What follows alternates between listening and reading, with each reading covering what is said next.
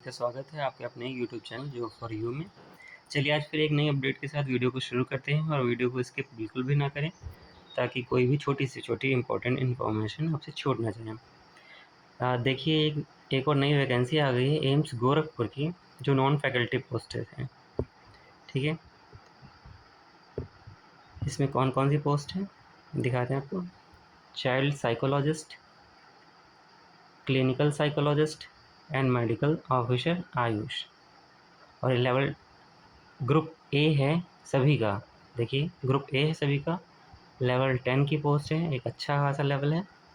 जिसमें general category एक seat child psychologist की, क्लिनिकल साइकोलॉजिस्ट की एक सीट जनरल कैटेगरी से, और टोटल 3 सीटें हैं medical Ayush officer, medical officer Ayush की। ठीक है दोस्तों, जिसमें से एक आयुर्वेदा, एक होम्योपैथी और एक योगा एंड नेचुरोपैथी की सीट है। इसमें ओबीसी, एससी, एसटी, ईडब्ल्यूएस की कोई भी सीट नहीं है, तीनों जनरल की कैटेगरीज में आते हैं। अब हम देखते हैं कि फॉर्म भरने की डेट्स क्या हैं। तो ओपनिंग डेट है 13/6/2026। आप 13/6 से अप्लाई करना स्टार्ट कर सकते हैं और लास्ट डेट है 12/7/2026। ये आपकी इम्पोर्टेंट डेट्स हैं, इसको ज़रूर ध्यान में रखिएगा। और ये डायरेक्ट रिक्रूटमेंट दोस्तों, कोई कॉन्ट्रेक्चुअल पोस्ट नहीं है, परमानेंट पोस्टें हैं। बहुत ही अच्छी वैकेंसी है लेवल 10 की। आगे देखते हैं हम इसमें एलिजिबिलिटी क्या है।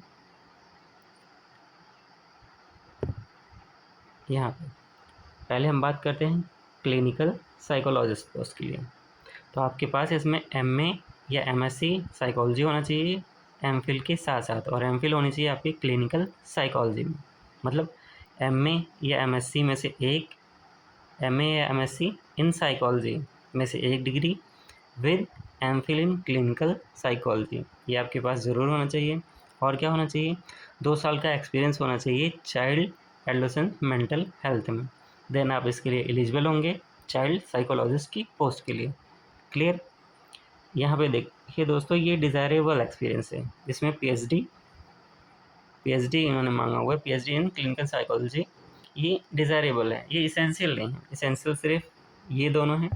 अगर आप इस क्राइटेरिया को फुलफिल कर रहे हैं तो आप इस जॉब के लिए अप्लाई कर सकते हैं।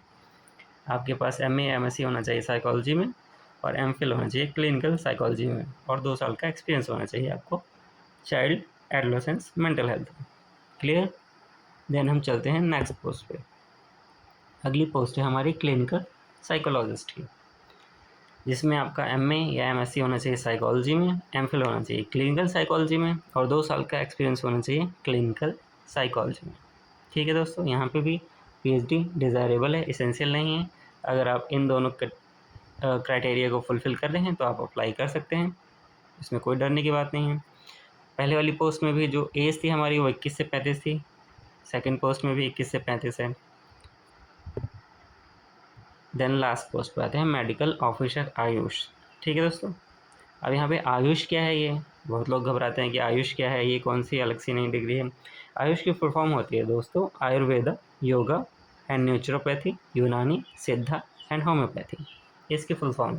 ठीक, तो अब इन्होंने एसेंशियल क्वालिफिकेशन में क्या मांगा हुआ है, कोई भी एक डिग्री आयुष स्ट्रीम से आपके पास कोई भी एक डिग्री होना चाहिए, ये कंपलसरी है, एसेंशियल है। ठीक है, मतलब आयुर्वेदा, योगा एंड नेचुरोपैथी, यूनानी, सिद्धा एंड होम्योपैथी, इनमें से किसी भी एक में आपके पास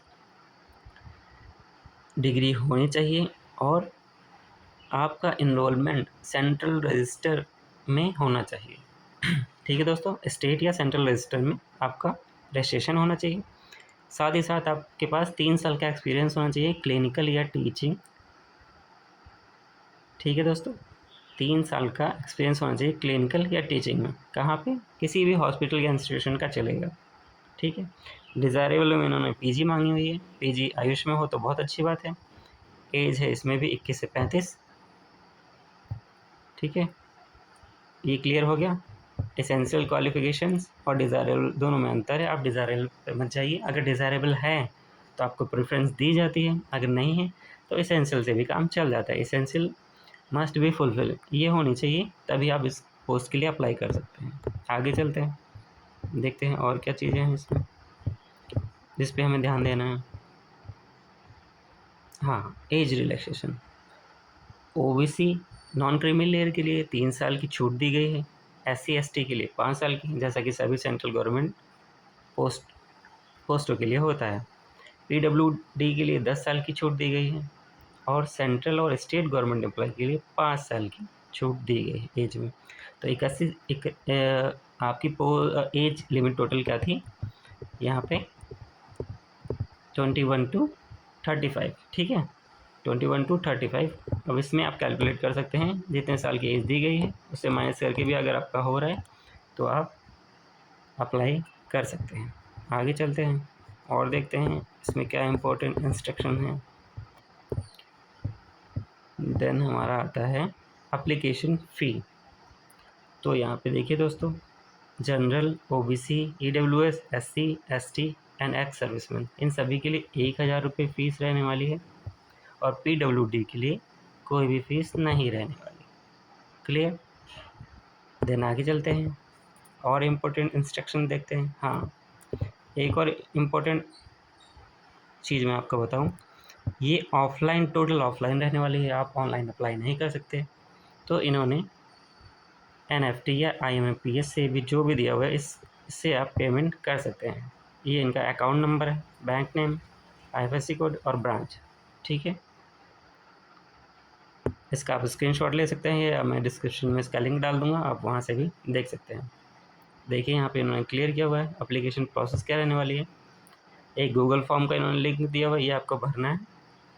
देन इन्होंने फॉर्मेट्स दे रखे हैं नीचे एप्लीकेशन फॉर्म्स के, एग्जिट 1 2 3 करके, उन तीनों को फुलफ़िल करना है और सारी फ़ोटोकॉपीज़ अटैच करनी है। पेमेंट की फ़ोटोकॉपी इसके साथ अटैच करनी है, जो भी ओरिजिनल ड्राफ्ट है या जो भी है जिस माध्यम से आपने पे किया है, इन सभी को अटैच करके फिर इन्हें सेंड कर देना है। देखिए यहाँ पे इन्होंने दे रखा है किस तरीके से आपको सेल्फ अटेस्ट करके सारे डॉक्यूमेंट को और कहाँ पे भेजना है। Recruitment cell, AIIMS Gorakhpur, administrative block, Kunharghat, Gorakhpur. ठीक है दोस्तों, क्लियर। मैं ये सारा जो भी एनेक्सर्स हैं इसके सारे लिंक डिस्क्रिप्शन में दे दूँगा। नोटिफिकेशन का भी PDF लिंक दे दूँगा डिस्क्रिप्शन में, आपको थोड़ा आसान हो जाएगा, आप वहाँ से डाउनलोड कर सकते हैं। इसके साथ साथ आपको क्या क्या लगाना है, देखिए एनेक्सर्स जो भी हैं वो फिल करने हैं, मार्कशीट एंड डिग्री के सर्टिफिकेट लगाने हैं, प्रूफ ऑफ एज लगाना है जिसमें 10th का सर्टिफिकेट आता है, एक्सपीरियंस सर्टिफिकेट लगाना है। अगर आप कहीं पे पहले से वर्क कर रहे हैं तो आपको NOC ज़रूर लेनी है इससे पहले, फॉर्म अप्लाई करने से पहले। नो ऑब्जेक्शन सर्टिफिकेट, उसकी कॉपी अटैच करनी है। 2 पासपोर्ट साइज़ फ़ोटो, फ़ीस की रिसिप्ट, और अगर आपके पास कोई भी अदर एक्सपीरियंस या जो भी डॉक्यूमेंट आपका रह जाता है वो सारे अदर रिलेवेंट डॉक्यूमेंट के अंतर्गत आते हैं, आप अटैच कर सकते हैं। इन सब की एक PDF फाइल बनानी है और गूगल फॉर्म के ज़रिए आपको भर देना है इसको, ठीक है। ये हो गया दोस्तों इसके रिगार्डिंग इन्फॉर्मेशन। और देखते हैं हम इसमें इम्पोर्टेंट इंस्ट्रक्शन और क्या हो सकती है। और कोई भी ऐसी इम्पोर्टेंट इंस्ट्रक्शन नहीं है। बहुत ही अच्छी पोस्ट है दोस्तों, जैसे कि मैंने बताया वैकेंसी बहुत कम है हालांकि, लेकिन जो क्राइटेरिया को फुलफ़िल कर रहा है उनके लिए बहुत ही बेस्ट रहने वाली है, क्योंकि ये है डायरेक्ट रिक्रूटमेंट, कोई कॉन्ट्रेक्चुअल पोस्ट नहीं दोस्तों, ये परमानेंट पोस्ट है, डायरेक्ट रिक्रूटमेंट। गोरखपुर UP में रहने वाली ये पोस्ट। दोबारा से मैं एक बार क्लियर करता हूँ, क्लिनिकल साइकोलॉजिस्ट, ठीक है दोस्तों, क्लिनिकल साइकोलॉजिस्ट यहाँ पे है। चाइल्ड साइकोलॉजिस्ट पहले आता है, फिर क्लिनिकल साइकोलॉजिस्ट, फिर medical officer IOS, group A, level 10। ठीक है दोस्तों, अगर आपको मेरी बताई गई इन्फॉर्मेशन अच्छी लगती हो तो मेरे चैनल को लाइक, शेयर और सब्सक्राइब करें। Thank you for watching.